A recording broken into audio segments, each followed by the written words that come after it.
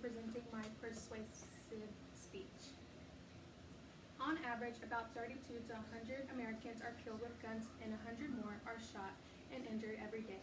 Gun violence shapes the lives of millions of Americans who witness it, know someone who was shot, or live in fear of the next shooting.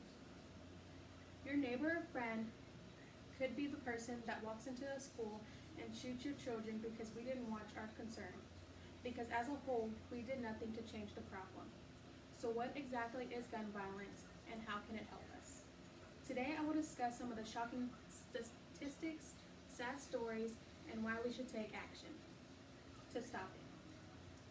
According to data from the Gun Violence Archive, there have been 47,000 gun-related incidents resulting in 11,000 deaths in the United States in just this past year alone.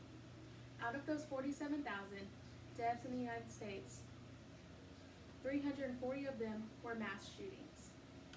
There doesn't seem to be an official definition for mass shooting in the United States, but according to the Washington Post, the FBI established a definition for mass murder in the 1980s as 4 or more victims slain in one event in one location, and the offender is not included in the victim count if the shooter committed suicide or was killed in a justifiable homicide.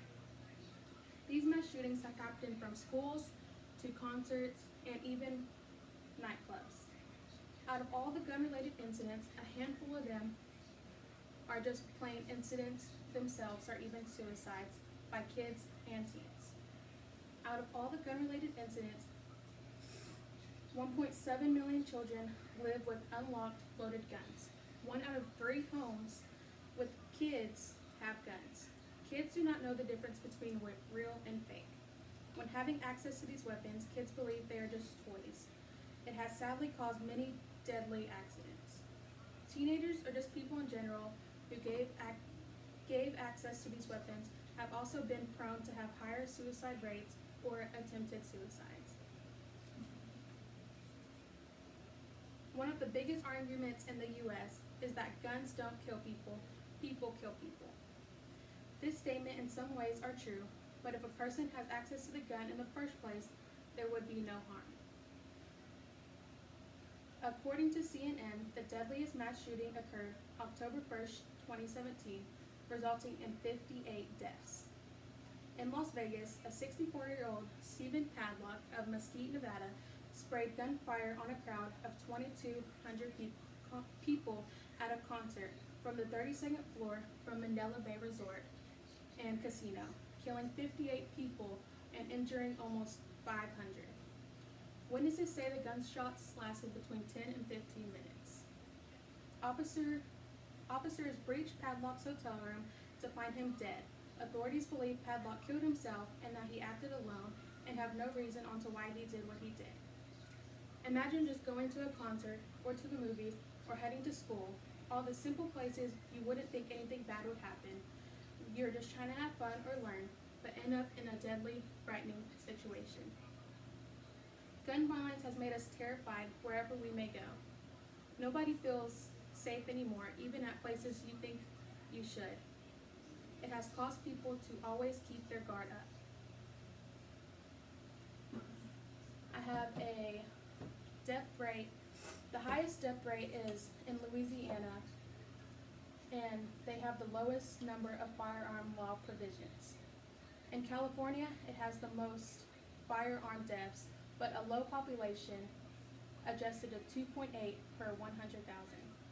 In Hawaii, it has both the lowest number of firearm deaths and rates per 100,000 in the U.S. The deadliest mass shootings in modern U.S. history was the Las Vegas, Nevada in 2017, which killed 58 people. Orlando, Florida was the second highest, which happened in 2016 with 43.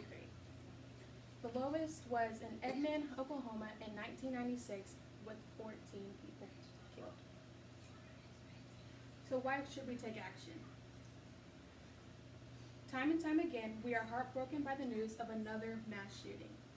Part of our healing must be the conviction that we will do everything in our power to keep those tragedies from happening in a nation that continues to face a pandemic of gun violence. It's not only the high-profile mass shootings that we must work to prevent, but also the daily death by guns that claims more than 30,000 lives every year. Why should we always have to live our lives in fear that we may not make it home from school or a concert or even just home? There should be laws that people cannot have access to guns in their houses. Guns have caused more harm in our society than they have good. We as a nation need to establish a culture of gun safety.